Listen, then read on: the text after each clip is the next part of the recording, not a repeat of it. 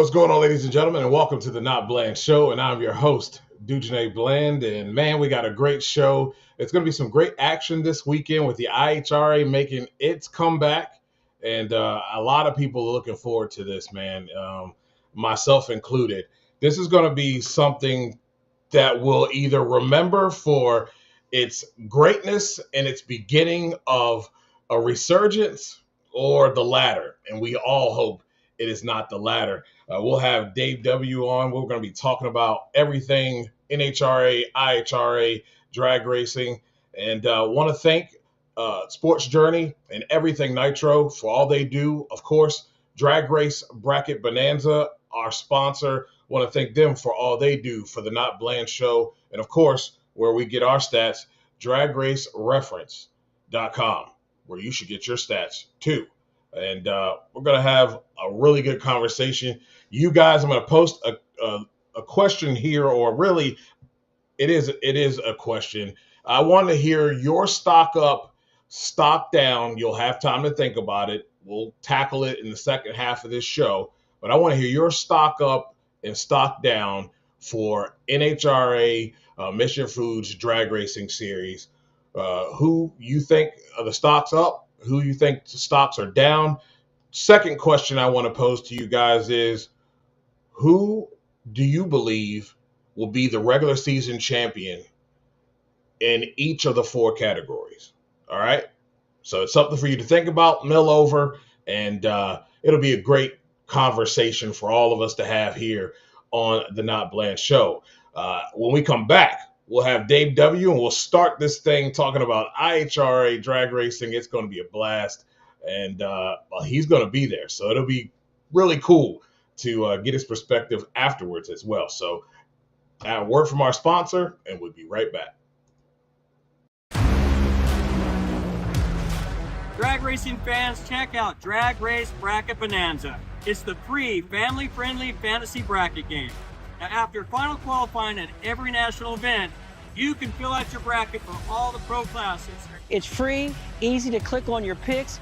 If you need some help, just hit the randomizer button to fill in the blanks. It's for fun, stay engaged, and pick your winners today.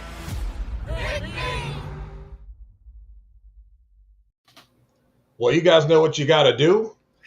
Make sure you go there. We will have the ticker going this afternoon, and you will see the code at the bottom there that you can put in to join the league. It's not too late, but at the same time, Dave W. is walking away with things right now in the NotBland Show Drag Race Bracket Bonanza League. How's it going tonight, buddy? Oh, it's a beautiful night, and I can't believe we're only just a couple of days away from the return of the International Hot Rod Association. Who would have ever thought it? I know, man. After 19 years, they will be making their return. Really took a look at, I don't know if you guys can really see that run list. It's pretty small. So, but we're able to kind of look at the run list and see how they're going to be operating this weekend. Only 2 sessions for the Nitro classes. I thought there was going to be at least 3, but they made a change on that, which I don't have a problem with, to be honest with you. Be smart about it. I'm sure the teams will like that as well. But it's going to be a jam-packed day, and it starts Wednesday with you'll have the top sportsmen. You'll have all your sportsman classes out there, top dragster, all that good stuff starting on Wednesday. So a good group and a good, pretty solid schedule. I'll be interested to see how well they do as far as staying on course and see if they get delayed any by anything that may go down. That will be interesting to watch. But I really do like how they have things laid out, and looks to be something special here to start off the season at National Trail Raceway. Yeah, it's going to be interesting. I think that the last minute change to the 2-shot qualifying was a good idea. It probably is going to benefit the teams. That's one less run that they have to make. But it could also hurt you because you take away one more shot of trying to make this show. And as we see in some of these classes, we've got more cars than we have spots to race in. And so that pressure is going to be on from the first hit on the track to the second one. But what they've at least been able to go back to, and what IHRA always did right, in my opinion, back in the day, was your last session is going to be your best session. So end of the lights, Friday night, that's put up or shut up time. Not only if you're trying to make the show, but you can go from the outside to number one.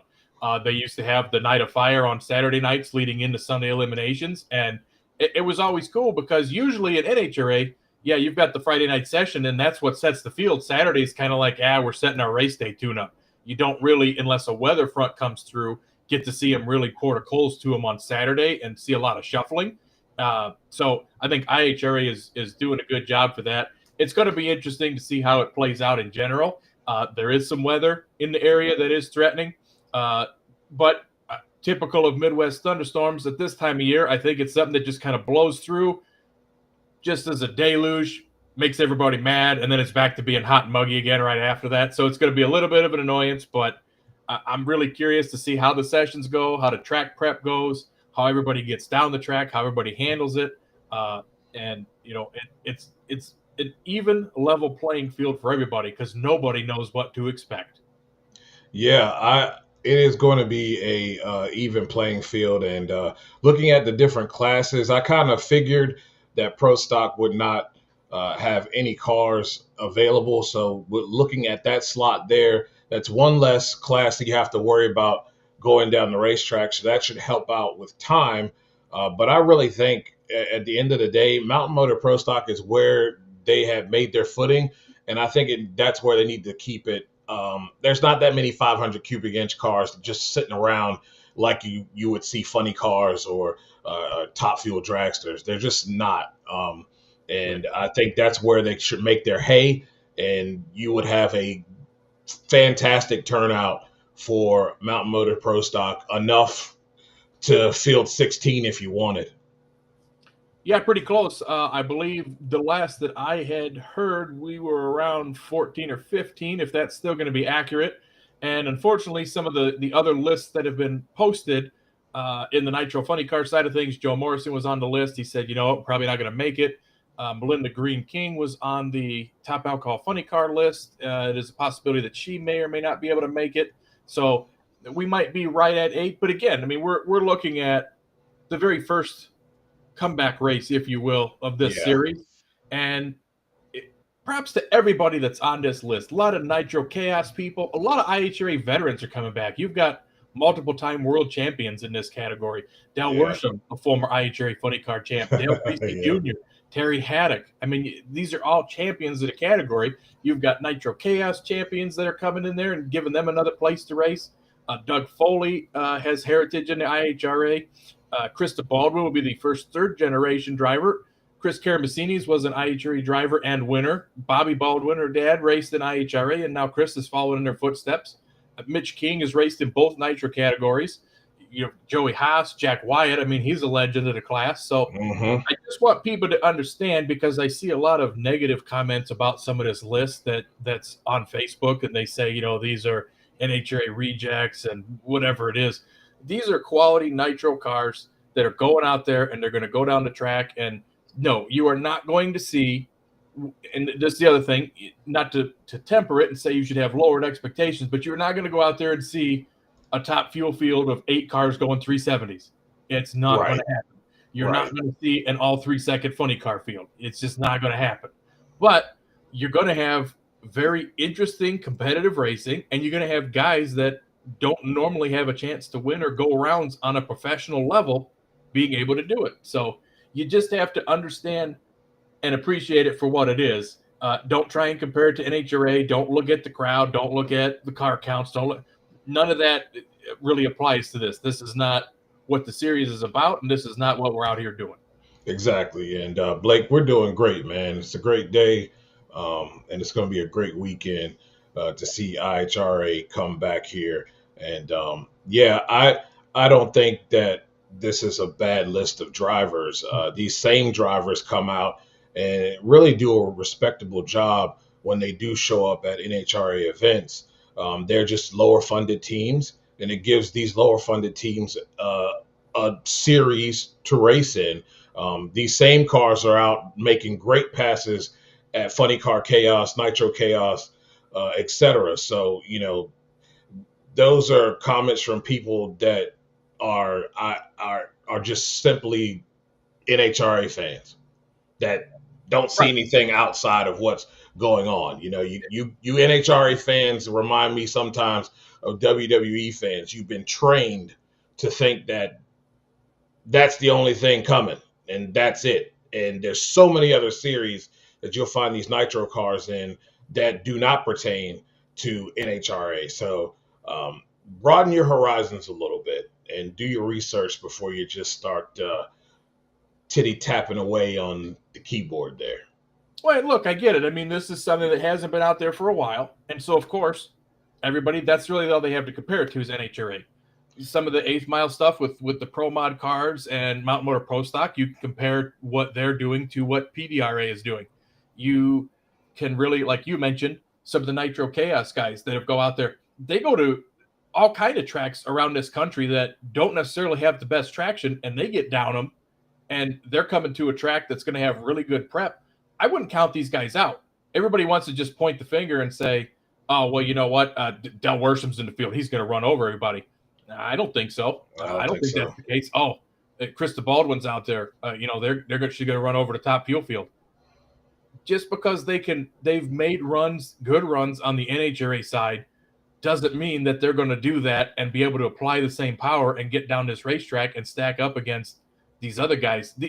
There's nobody in this field that's just coming in with no nitro experience and no tuning experience. These guys are all out there, and they all want to win that race. And who wants to be the first one to hoist that first Ironman after all these years? I mean, everybody's out there doing it. So, and it's a shame too, because IHRA in its heyday in the 90s, late 80s, early 90s, that's 30 years ago. Newer fans of the sport only know NHRA. I guess it's just kind of like you mentioned, you want to compare it to WWE. If you're just coming into the sport now, you don't know how great WCW could have been at times. Yes. And at times even bigger than WWE. Yep. And eventually it went away and it folded, and that's all you had left. And that's kind of the case of what we had here with the IHRA. They were there. They were sometimes just as big as NHRA, but unfortunately they went away. Yeah. It's just sometimes it's all about how it's being run. And unfortunately there were some mistakes made, which cost the IHRA, and the reason why it's been away for almost 20 years. So, I am too. This is a good one. I'm interested on how they prep the track. I really hope that it's track prep, not sticky it up so we can tune to the stick'em type deal. And I kind of, in my opinion, I expect that.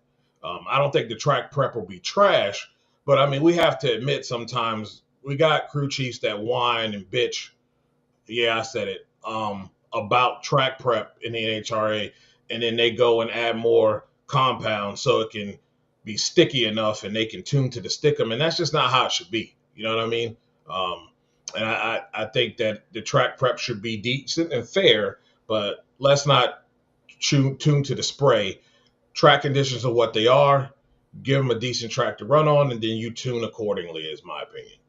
Oh, exactly. And I feel like that's how they used to do it back in the day. It's more of an old school approach. And like you say, NHRA sometimes has the best runs and the best conditions because they're out there with the best tracks and they got so much glue on that thing that you can get anything down it. You know what I mean? It's hard not to.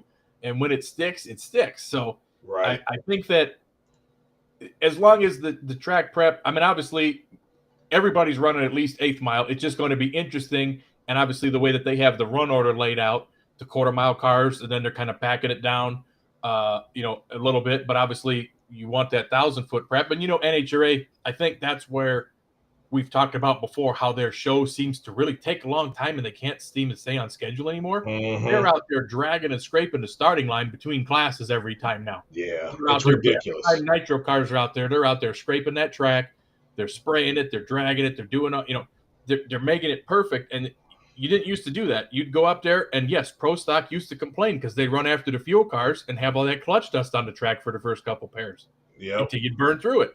And it just what it was. That was drag racing. It's here's the track. Everybody shares it. Let's get down it. So yeah, it'll be interesting to see. I agree. But I hope it's got more of an old school, let the tuners figure it out type situation, not just so much glue on it that everybody's going down the track without any issue. Yeah. And to answer the question about where they're going to be at, no, Flow will not be a part of this, which I'm glad. They don't need to be a part of this at all. The Speed Sport One is the company that is partnering with them. It will be on the NHRA's or IHRA's YouTube channel. It will be on Amazon Prime. It will be on the Roku channels, your Pluto TV channels, and more. So I'm thinking all of your free networks, whether it's Hulu, maybe, I don't know if it would be Hulu, could be, definitely your Roku channel, definitely Pluto TV, YouTube, things of that nature, any of those free fast channels, likely it will be there, but it'll also be streamed on their YouTube channel as well. I think this TV package is great, and what they're going to do is going to reach as many people as possible.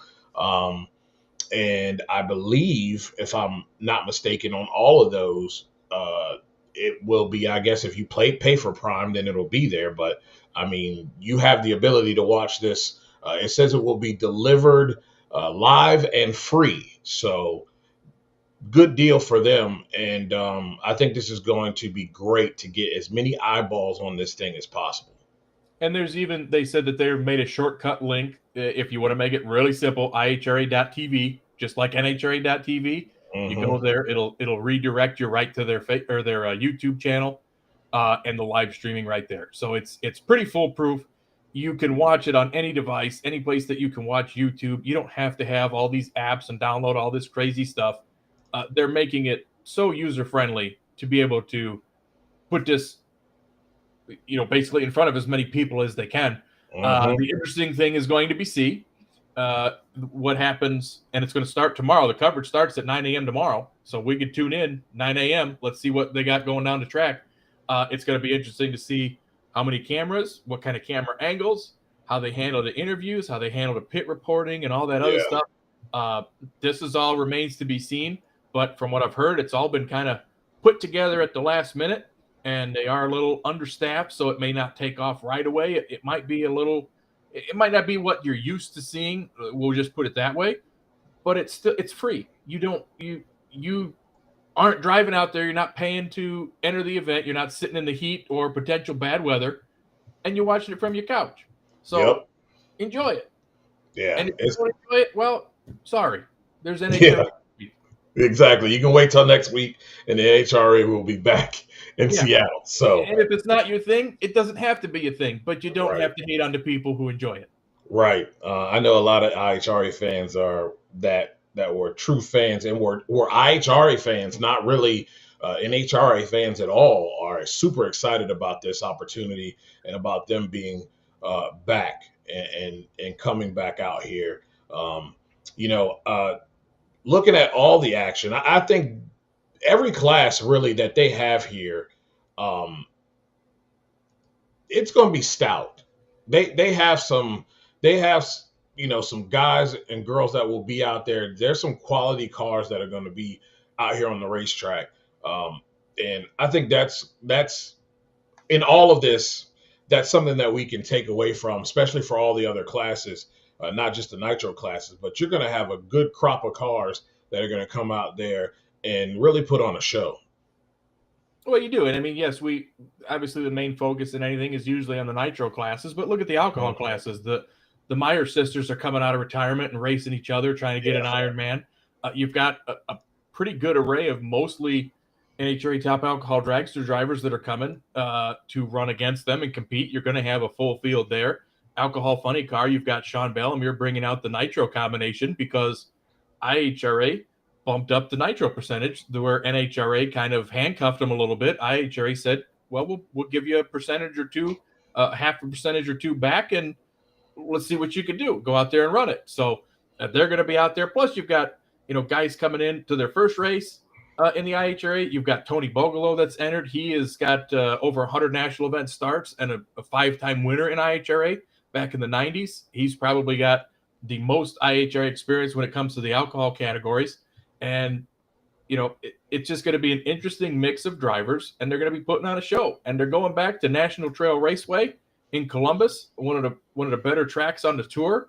It's a shame that it went away from professional level racing almost 20 years ago. But, really cool just to see the combination of people that are coming together to put this show on is going to be great. And, all I can say is tune in and enjoy it for what it is, because at the end of the day, they're still handing out checks and they're still handing out trophies, and those guys want them.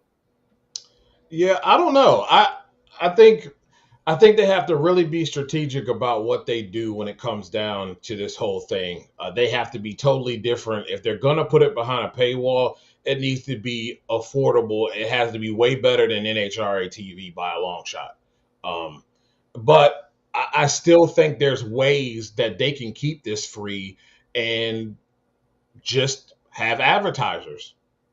That's the easiest way to do it. You're going to have downtime. You're going to have time where you can go to a commercial during the stream that is going to pay the bills for those title people who are going to buy in to keep this thing free. And I think that's the way to go. I mean, if you don't pay for the full, bit of YouTube, you get ads.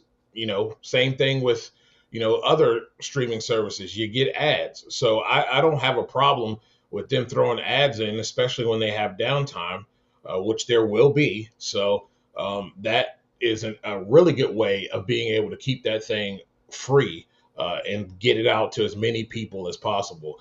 Yes, I'm looking forward to TJ being on. He did a decent job when he was at the Pro Superstar Shootout. Always has been good. He's done pit reporting before.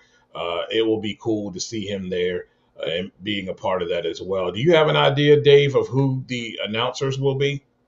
Yeah, they announced it. Ken Stout, who did IHRA on Speed throughout the 2000s. Tommy Johnson Jr. and Ralph Shaheen will also be sharing. Oh, yeah, I remember Ralph Shaheen. Ralph Shaheen's coming back. And I forget the two young ladies that they had named as the top end and pit reporters, but they do have a small arsenal of people that will be gathering interviews and putting it together. And some of the other announcements that I keep seeing around the posts that are made around this streaming service and everything that they're putting out there, they're going to have bonus content. They're going to have possibly even archival footage that's out there. It's almost going to be kind of like NHRA's channel is on Roku, where they're going to go out there. And I don't think that if you miss the event this time, you might have a chance. They may restream it. It may not be, something where it's just a one and done. You can go back there and watch it over and over again. Yeah. I think something that we saw Drag Race Mayhem put up there was the Saturday night racing. I love the fact that this is a Saturday thing. It's different. It is also something that fans have kind of been clamoring for as well. And I think what they're bringing to the table and doing that is very fitting. Well, and you look, eliminations start, like you say, you put that up there is a little hard to see. Opening ceremonies start at 2:00 on on Saturday. They're going to go through some of the other categories first. It looks like by the time they get to Funny Car and Top Fuel, it'll be about 4 o'clock for round one, 7 o'clock for the second round, and then they'll get to finals. And supposedly their hopes are to be done roughly by 10, 11 o'clock on Saturday night and get everybody out and home on Sunday. So I think that it also could potentially be a good thing because of the potential risk of thunderstorms coming through there. You do have Sunday as a rain day, as a backup day, which is always nice. I mean, you want to complete everything on time on the scheduled day, but if you've got a built-in rain date, it saves a lot of people from having to stay over to a Monday or go back and finish it at the next race like NHRA does, and they don't even finish it at the same track. Yeah, I think that's awesome too. Weather it's been. I mean, we had I think today was a 60% chance of rain, and I heard a few claps of thunder, and that was it. No rain. So, it varies, and if they can get it in, that's great. And get it in all at once, and that night finish is going to be awesome. Fans love it under the lights. Love seeing the flames. It's going to be a good show to catch there. And I think those two things that they have going for them, doing some night sessions. I believe the night session is also going to be in the afternoon for qualifying as well, I believe, on Friday. So going to have some time to, be able to see some stuff under the lights. And I think that's pretty cool.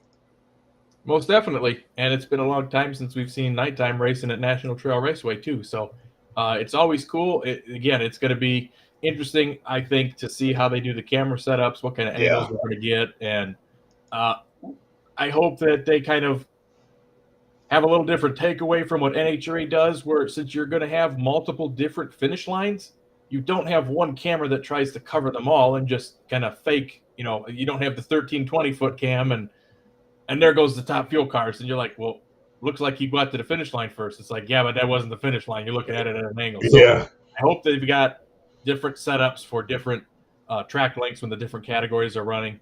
But again, even if they don't, it's still the first time out of the box. And, look back at the first NHRA race. I'm sure it didn't go off just the way that they thought it did. As a matter of fact, the finals got rained out, and they ran months later in a different state. They didn't even finish Kansas. So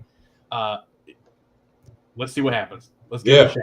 Yeah, give them a shot. And Blake, it's going to be on all of the fast channels. You're talking about Roku, Amazon Prime is part of that. You have Pluto TV. Tubi will likely be a part of that as well. You have the IHRA TV YouTube channel that you can watch it from. So there's plenty of places you can get it. If you don't have those type of apps on your TV, you can still watch it on YouTube at their IHRA TV YouTube page. And yes, Competition Plus Social will be on fire this weekend, bringing you a lot of coverage from this National Trail Raceway IHRA Outlaw Nitro Series week one for them. It will be a lot of great coverage coming out of Competition Plus. So stay locked in on that. And look, it's going to be a blast. It really is. I think this is going to be a really good event. I think people are clamoring for something like this. And Ohio's on fire right now. It is the mecca of drag racing at the moment with all the different events that are going on there in Ohio. And this one is going to be, I believe, is going to be really, really good. And I think the fan turnout will surprise some people, to be honest. Yeah, and if it's light, it's light. You know what? To those of us that went out there and experienced it and were part of it, yeah, you go and you either maybe you get some people that are curious, maybe you get people tune in that are curious just because they want to see what happens. And they always say there's no bad press, there's no bad publicity. So not at all. No matter what happens, somebody's going to be watching. But yes, like you said, Competition Plus with their social media team, there are so many photographers, a lot of people on Facebook. If you follow these different groups, Real Pro Stock, which is a very big advocate for Mountain Motor Pro Stock, Redline Motorsports Media, he's going to be there. A lot of these photographers have got media credentials. Monday Morning Racer is going to be there. You know, our buddy Lee Kraft, I'm sure he's going to have plenty of content to post and put out there as well. So there is no shortage of people that are coming to do this event. There are going to be pictures. There's going to be videos. There's going to be all kind of stuff everywhere. And you'll love to see it. Yeah, indeed. And so make sure you guys stay tuned in. Like I said, there's plenty of places where you can watch that for free. So tune in. I think there's going to be a lot of online people watching, and it's going to be great for the IHRA and, you know, this whole good thing that we have going on here with them making a comeback. Well, we're going to take a break. If I can hit the right commercial, which kind of figure out where it is, but I think I found it. And when we come back, we'll talk about the IHRA, we'll talk about the NHRA, and we'll talk about the 2 questions that I posed to you guys. We'll break them down and tell you ours when we come back after this break.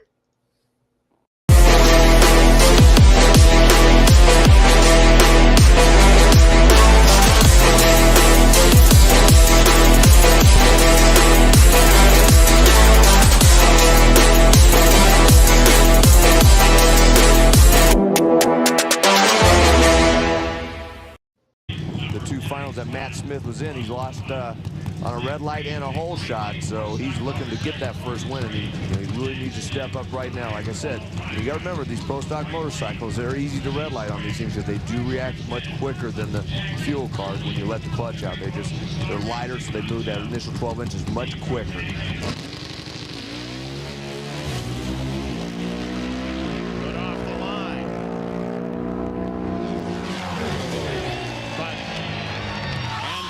Sampay all the way to the finish, a winning 7:04, 188 miles an hour, 40th career win.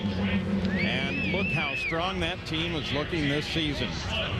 Wow, and give that whole team credit. I mean, Steve Tartaglia did a great job with this bike, just kept getting quicker and quicker, working with it. That 7:04 in the final round was their best run of the weekend. Great job. 2 drivers who have not won in a long time. Yates since the fall of 2002, and V. Gaines since the fall of 2001. But both these drivers are deserving of being in the final round. They both have made very, very good runs this weekend. Lane choice has been critical. Left lane for Pro Stock seems like it's worth about 1.5 to maybe 200ths of a second. So that's why V. Gaines is in that lane.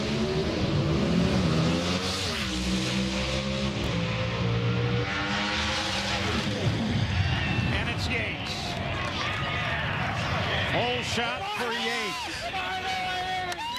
V. Gaines gives it away to Yates on the hole shot. Yates with a 6.72, 205 miles an hour. Reaction time. There's Grumpy. Yeah, nice. Both these cars have really turned their programs around here in the last couple of races. They've both been run very well. Obviously, Tony coming off that win in Atlanta. Whit was running good in Bristol, ran good in Atlanta, but just got taken out first round. This should be good.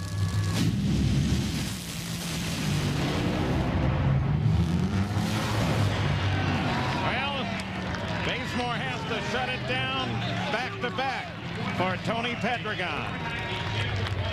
Pedregon 492, 313 miles an hour.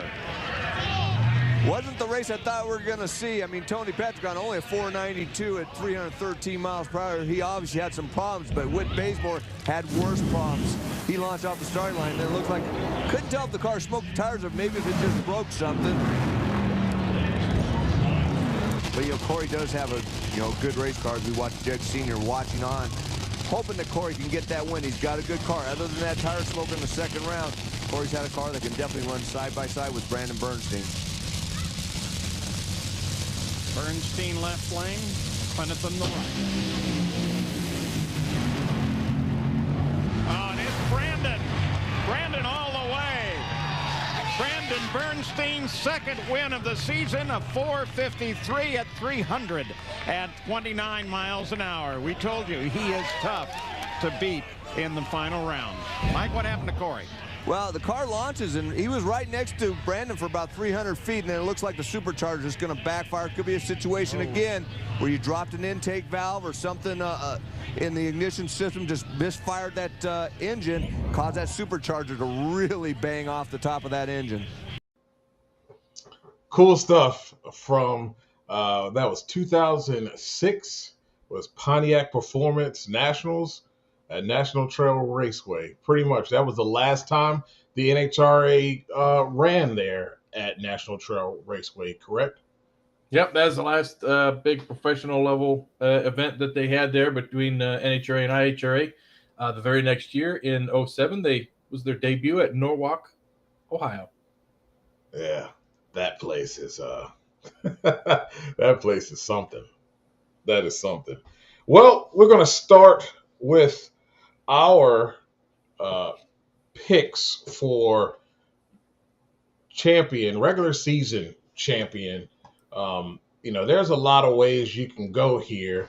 I'll let you go first, Dave. Who do you have in Funny Car for you as your regular season champ?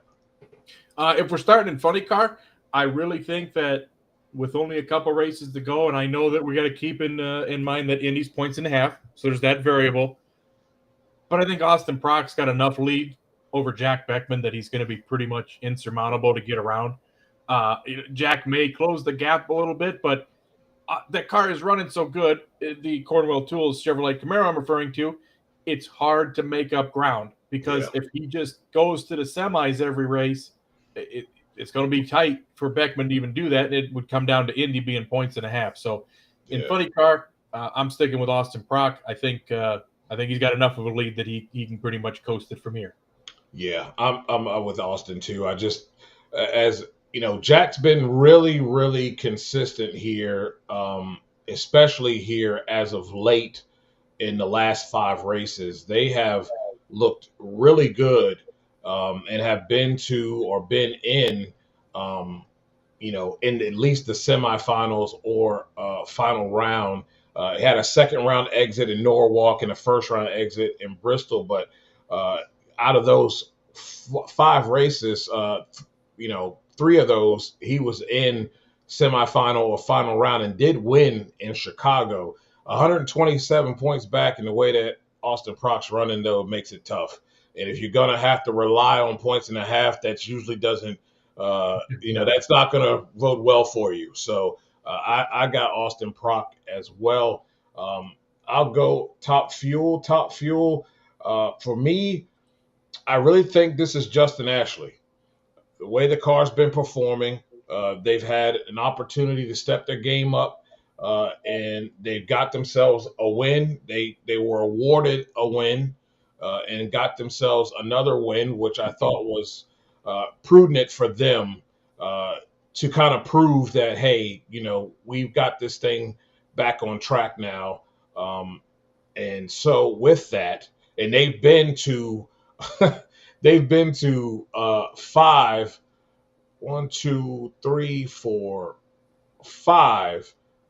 finals in the last 5 races. Only went out second round in Epping. My pick is Justin Ashley for regular season champion. Very, very interesting. I kind of see where you're coming from with that, and I definitely believe that he is probably tops on my whose stocks on the rise list. But even with that said, I still think that Tony Stewart can maintain his lead going through. I think that, he missed a couple of finals where he wasn't in all of them in a row. He lost his consecutive final round streak, but he's still going rounds, and they're around late on Sunday, and they have proven that they can do that in the heat. And when we're coming up to these next couple of races here, Sonoma, Seattle, Brainerd, they're not going to be really cool weather. Let's swing for the fences tracks. I mean, they will on Friday night. Don't get me wrong, especially that Sonoma session Friday night. But when it comes to race day, the heat is on. And I think as long as Tony is able to keep it in his semifinal to final round area, I think it's going to be enough to hold Sean and Justin at bay. And I wouldn't be surprised if Tony didn't pick up a couple more wins between here and the countdown as well. So I think that at this point, Tony not only has enough of a lead that he can maintain it, but I think he's going to add to it a little bit too, because he's been the surprise of this season. That's a good point. I mean, that's a really good point. Can't argue that at all. That is one thing that has been noticed, and really with the way this season's been going, that has been the deal here. You need to have a hot weather tune-up. You need to have a slick track, hot track tune-up. If you don't, and you're not consistent at it, your chances of having success are very minimal. And they have found a way, even while blowing stuff up, a lot of stuff up. Yes, a lot of stuff. And don't forget, those two combatants went head-to-head in the top fuel final at Joliet, and Tony came out on top. And Tony uses Justin as the benchmark to try and improve his reaction time. So I think it's ironic that both of us picked each of those individuals, because I think those are the two that are kind of, I wouldn't say the headliners, but because Sean Langdon's in there, he's going to be relevant in this conversation. But that could be the next budding top fuel rivalry would be between Tony Stewart and Justin Ashley. Yeah, for sure. Pro Stock, who do you have as your regular season champ? It's really only two. Well, there's only two, I think, that are going to be in contention. Yeah. After one more race, you can pretty much mathematically eliminate third on down. 2-horse race, man, momentum is on Greg's side right now. Yeah. Even though Corey Reed went out there and got his first career win at Norwalk, which you love to see,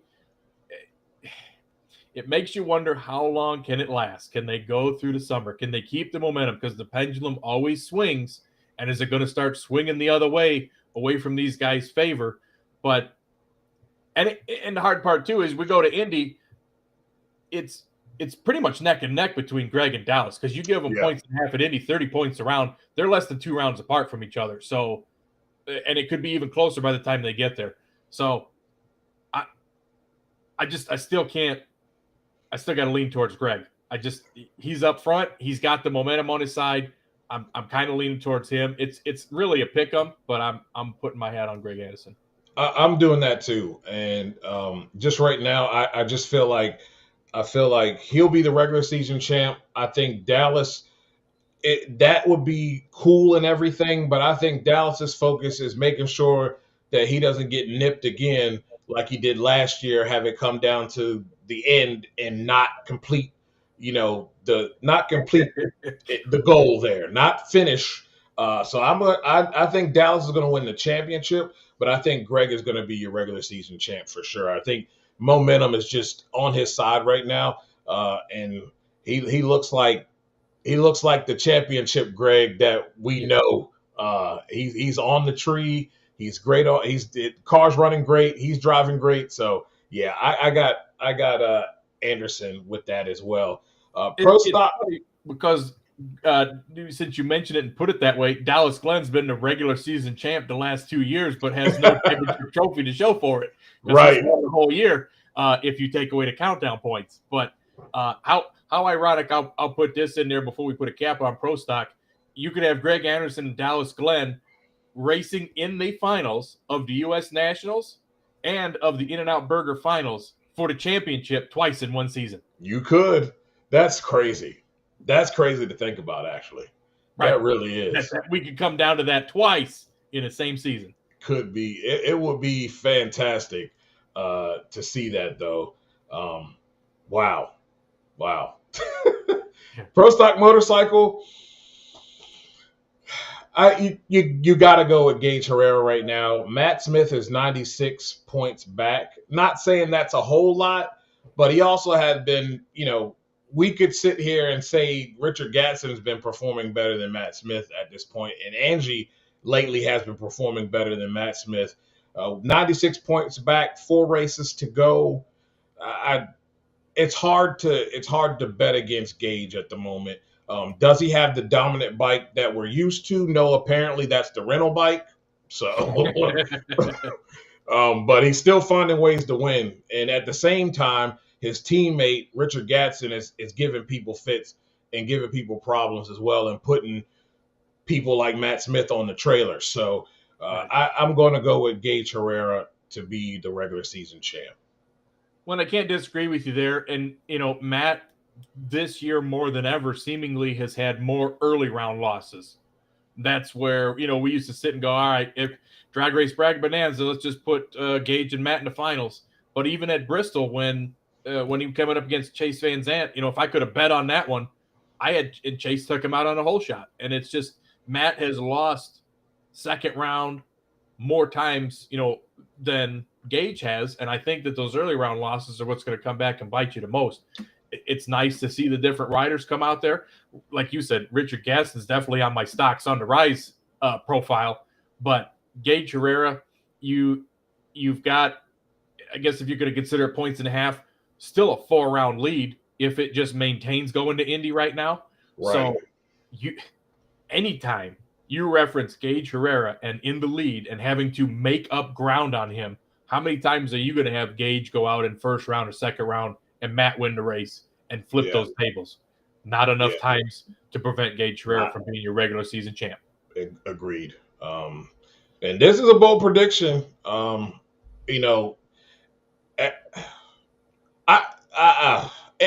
don't want to say no because see this is pro stock and we know how this works. There's two halves to this season.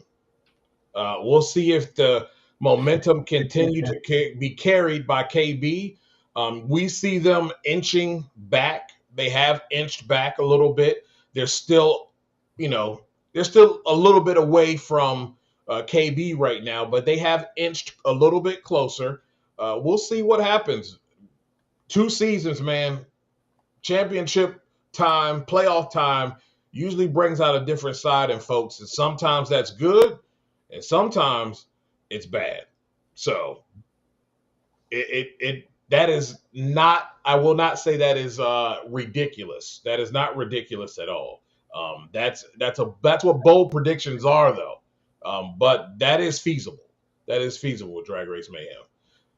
Let's see what we got here. It says my dad Rick and my grandpa Terry went to Columbus when the NHRA Nationals event was there in 2005, I think, but I'm not sure yet. That's a sweet place, to be at for sure. So, well, if they did, they saw Tony Schumacher go 336 miles an hour in that final round in 2005. That was a good one. Mentioning while you mention him, he's going to be debuting at Indy, and it's Indy onward from that point on. And it looks like this is a lucrative deal that will keep him out here for the foreseeable future from what he stated. And I will give credit where credit is due on WFO, talking to Joe Costello today from the Dallas Motorplex for the kickoff of the Stampede of Speed there that will be coming up in 70 days or something like that. So this is good news for Tony. And he's finally has a crew chief, I believe, that can complement him as a driver. And you have a team owner that is all in. He sold his NASCAR teams. He is all in on NHRA drag racing and his nitro teams, and is willing to spend dollars to make sure that his team can be seen in the winner's circle. So I posed this question to you with this announcement made and the excitement around the team coming together, and I know you're excited about the crew chief combination. How much of a countdown spoiler does Tony Schumacher play for some of these drivers who are trying to go for this championship? The way that they're methodically putting this together, this is not a rush job. When they come out, that crew will be polished along with a crew chief that is, like I said, top 5 in the business. I think they're a problem, and everybody else that hasn't been consistent. Everybody that hasn't been consistent, and that's Josh Hart, that's Clay, that's Steve, that's Brittany, that's Antron right now. Right. Your butthole just puckered up, because if we know Tony it seems as if no matter how long Tony is sitting out, Tony is still sharp. Mm-hmm. Regardless. That championship Tony has never left. All he needed is a crew chief to compliment. And I think that makes them dangerous. And I said they probably wouldn't get a win this year, but let's just say I would not be surprised if they were to pull one off. With the way this season has been going and how every race has been, it's a toss-up because of conditions, because everybody has struggled during qualifying. I wouldn't be surprised if you found them in the winner's circle one of these times from Indy onward to the end of the season, and it's going to make someone's championship run either done or going to make it really difficult to close the deal early. I kind of feel the same way. I feel like even if they don't end up in winner's circle, they're going to be a late round contender at some of these races. And you're just taking away points from somebody that could be there trying to earn points to get themselves up in the championship. And, if I'm one of these guys who's definite championship material, which I think in the top fuel category, realistically, in my opinion, I would say once we hit that points reset, you probably still got 5 or 6 realistic drivers that have a chance, just like we saw going into Pomona last year with that many, even at the last race of the year, that still had a chance. And when you throw Tony Schumacher in there, who's not really earning points towards anything, he's just out there having fun because it's a 6-race, enjoyment tour for him till he starts getting serious about it next year, ruining the fun for these other guys. There's going to be a lot of ruffled feathers on the other teams, I feel like, thanks to that team. Yeah. We're gonna have to. That only one has that MFing, and that's the crew chief of Josh Hart. Just so we're clear, okay. Ron Douglas with the MF in between. I believe I do agree with you there. Clay has found some footing with a points reset. Could be interesting. Steve has been there and been around there. We've seen Antron, we've seen Brittany. We'll see what Josh Hart and Sean Reed do here as they close out the season, if they can find some consistency and some footing. But you definitely could have 8 cars battling for a championship the way things have been going here. I'm going to let you start first. Your stock up, 2 people that you have that their stocks are up. Are we looking at, we going by category here? Or are we just going overall? Nope. Overall. Just overall, I mean, stocks up this. Are we just going over the course of the year, correct? Just for this season in general? Just for this, up to this point. I mean, up to this point, Tony Stewart, to me, stocks up. Definitely been impressive compared to what they have been putting down the last couple seasons, when he's been out there. And, I think on the top fuel side, well, just even in general, the performances that they've had, comparatively speaking. And that's why, I looked at it as when you're talking stocks up, stocks down, we're not talking about people who, are riding the flat line. We're talking about this guy was down here and now he's up here. He's leading the points. So, I mean, this guy is way up there. And he won the championship, so it's hard to say. Greg Anderson would be a stock up. I would say another season surprise, Paul Lee. Paul Lee stock up. Paul Lee did not make the countdown last year. Paul Lee is 3rd in points this year. That is a 100% stock up for me. Those are my 2 biggest stock up drivers.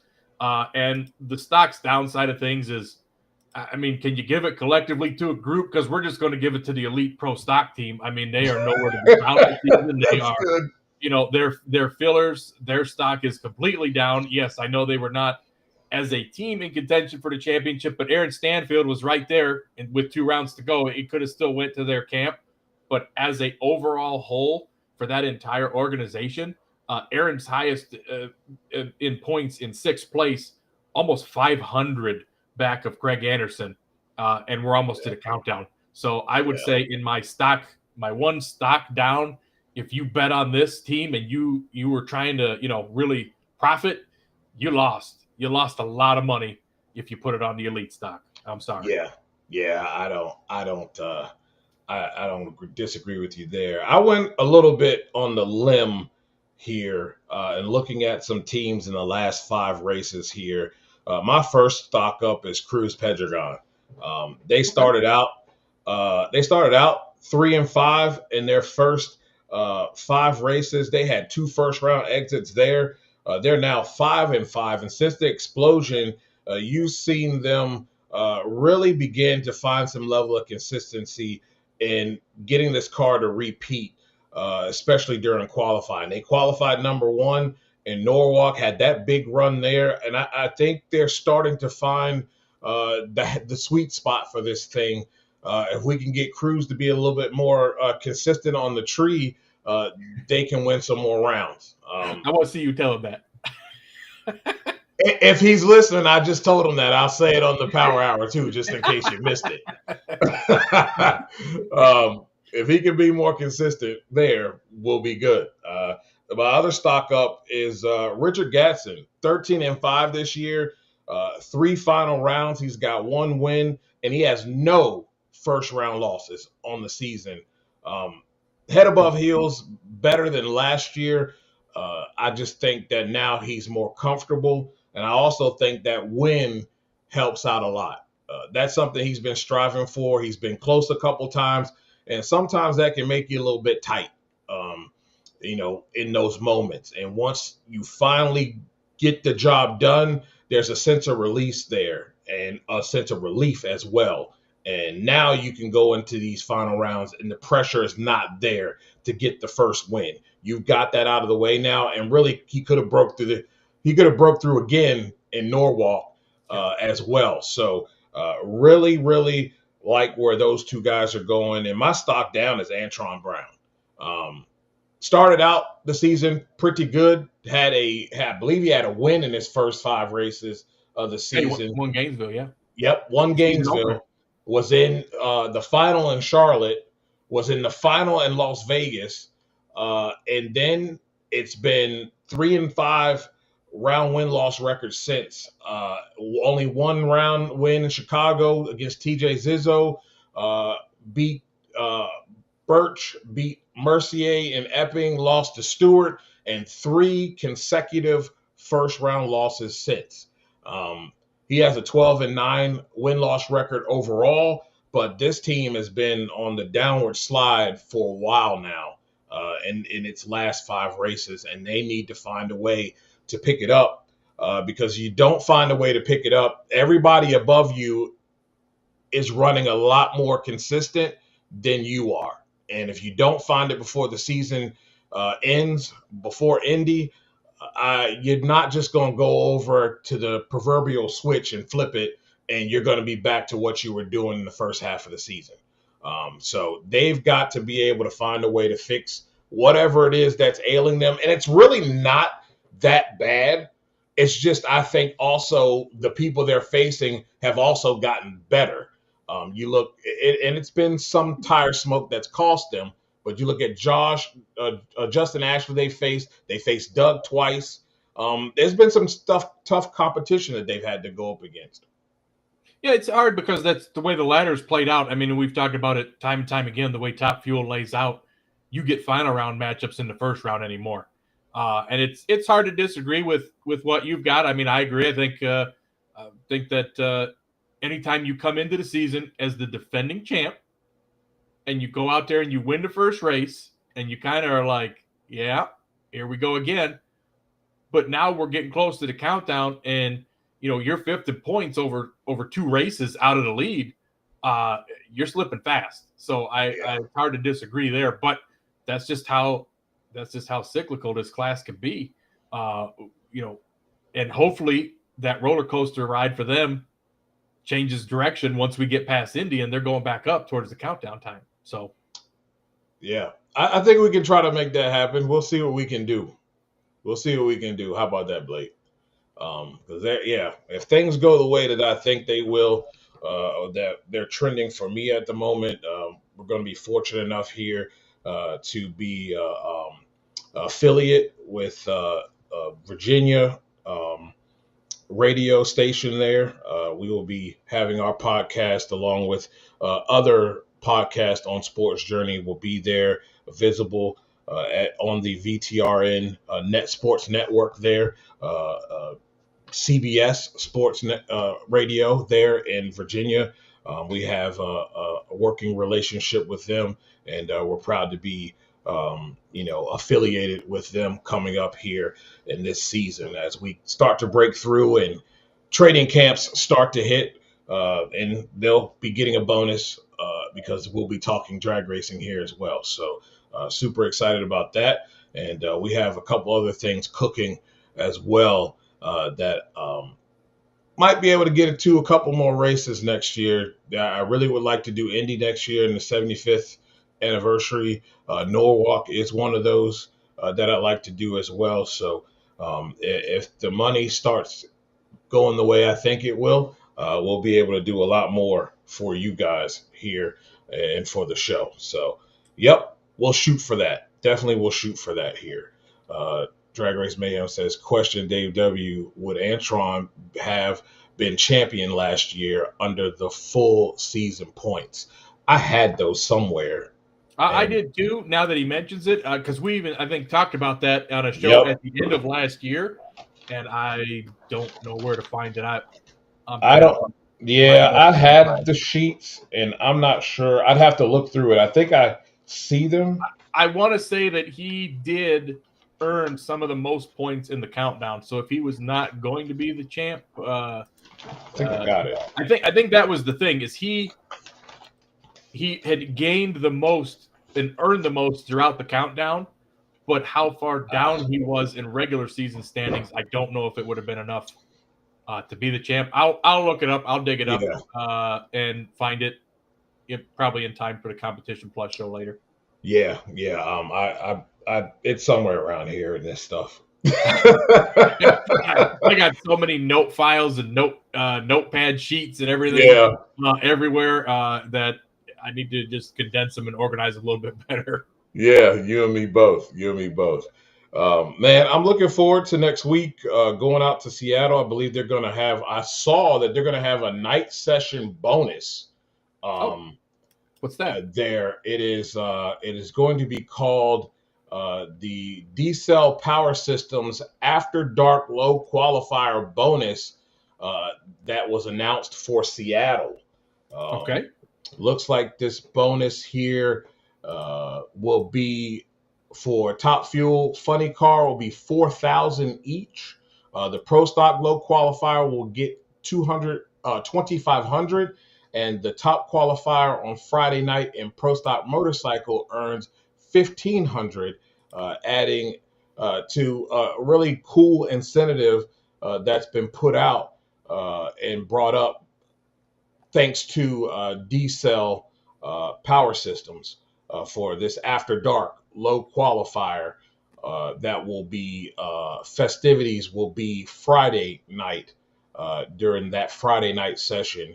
So super cool. I think it's 8:15 Pro Stock Motorcycle or is it 8:15 for the Nitro cars and maybe 9:15 for Pro Stock or whatever. Either way, it's a night session, true night session, and there's going to be some big money on the line for the number one qualifier. So I saw that drop here. It was a little bit sometime this afternoon when I saw it. And it's right there on NHRA.com if you want to take a look at it and read all the specifics around that.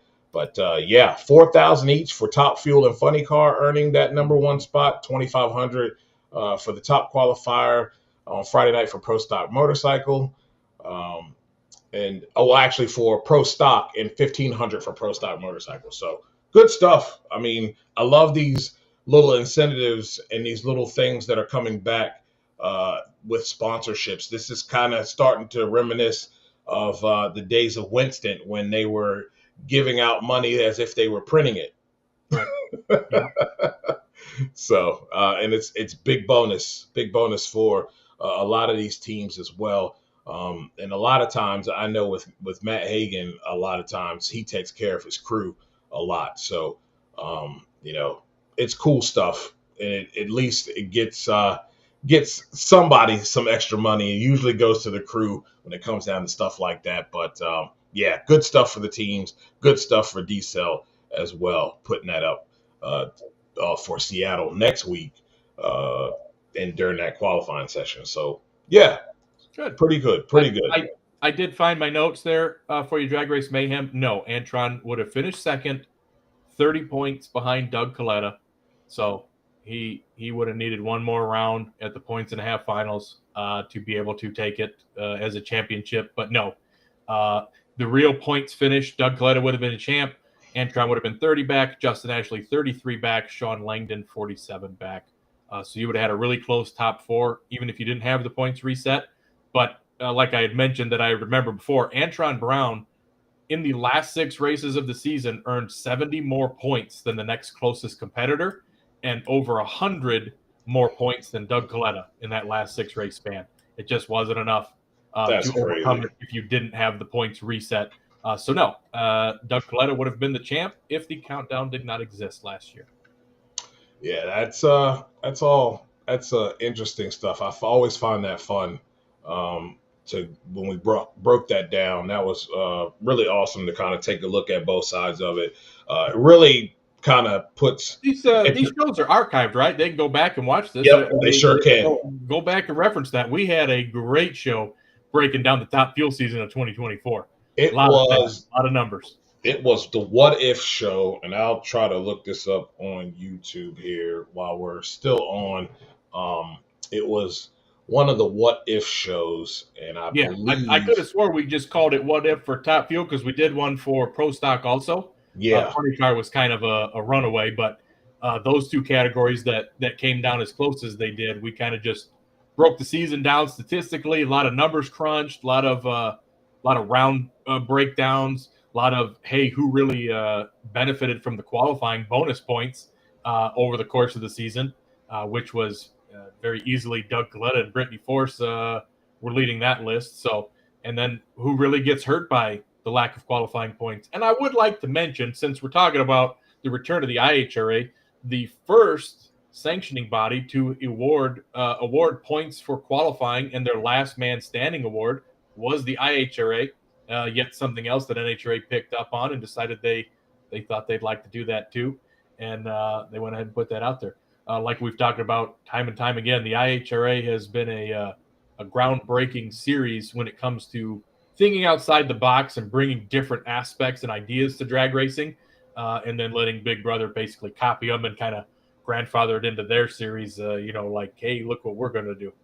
Yeah, they really did kind of set the bar there, and it would be, you're going to find that What If show when you look at the live shows. It's going to be right in between. It's going to be right on the left-hand side, right beside the Panthers, Buccaneers 26-23 breakdown of that game. It's called NHRA Playoffs Top Fuel What If, a look back at key moments and alternative endings. So we have a Pro Stock one just a little bit up from there. You can find that. That will be right beside the Washington Commanders and Detroit Lions, 3 keys to victory. That is there. It's pinned in between there and Tampa Bay Buccaneers falling to the Commanders there, 20-23. It's on that line there. So both of those are there. It was good stuff, good stats, good stuff we were able to kind of talk about and break down and look at, different endings and how things could have ended in certain, if certain point systems were there. It was cool, man. You guys would really, really enjoy that if you didn't get an opportunity to see that there. Just a friendly reminder, the NotBland Show is an on-demand show that can be, you don't even have to sit there and watch it on YouTube. You can just hook it up to your earbuds when you're going for a walk and just listen to us talk about it. You don't have to see our beautiful faces on the screen. You can just listen to what we have to say, and it is archived all the way back from the inception in the live category. I don't think it's under your videos tab, right? You have to go to the live tab. You have to go to the live tab. Yeah, yep. There you go. We also are putting those shows and as a podcast on all your podcasting net. Wherever you want to find it, it should be there. And then, of course, with our affiliation with VTRN, will make it even easier for folks to find there through CBS Sports Network. Well, ladies and gentlemen, thank you guys so much for tuning in. It was fun to talk about IHRA. I can't wait for this weekend, and it starts tomorrow. So tune in, see what's going on there with the sportsman classes. I know I will be doing that from my desk. It should be fun. Really looking forward to it. Man, thank you so much, Dave, for coming on. Always appreciate it. Make sure you guys go to dragracereference.com. That's where you can find all your great stats for way back. You can find out how many wins Brandon Bernstein had. You can find out your champions win what year. Good stuff over there. So make sure you go over there and check that out. And now I got to add an IHRA page too, because they're back, baby. We got to get the IHRA stuff out there. Should be awesome, man. For Sports Journey, for Drag Race Bracket Bonanza, this has been the NotBland Show, and I've been your host, Dujunnea Bland. And man, maybe we might have a football show this week, but if we don't, I'll see you next week. All right? Good night, everyone.